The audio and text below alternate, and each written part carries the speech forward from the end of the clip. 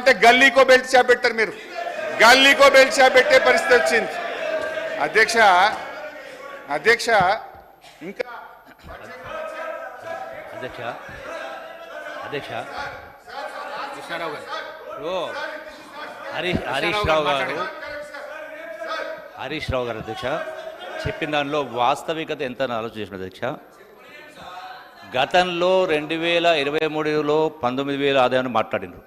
వాస్తవంగా ఆ లెక్కకు వస్తే 2014లో కేవలం 10,000 కోట్ల రూపాయలు ఎక్సైజ్ ఆదాయం.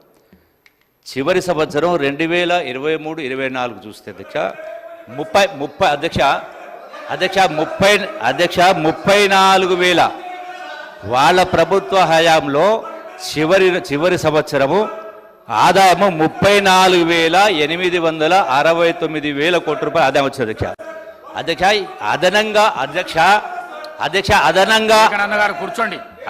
అదనంగా చూపించిన ఆదాయం అయితే ఉంది అధ్యక్ష, ఇది రేట్లు పెంచు పెంచు కాదు అధ్యక్ష.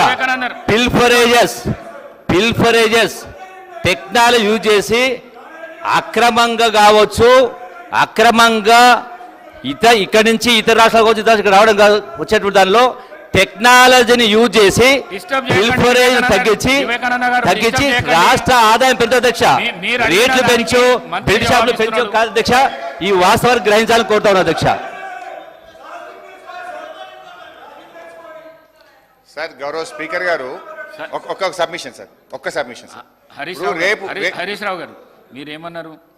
సబ్జెక్ట్ వచ్చినప్పుడు ఆ కన్సల్ట్ మినిస్టర్ మాట్లాడడానికి అవకాశం ఉన్నదండి. మీ లెక్కల ప్రకారము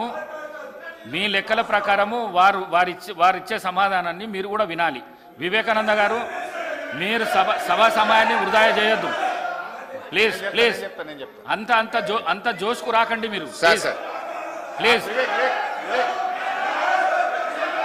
Harish Rao garu sir speaker sir L A minister garu ఉన్నారు.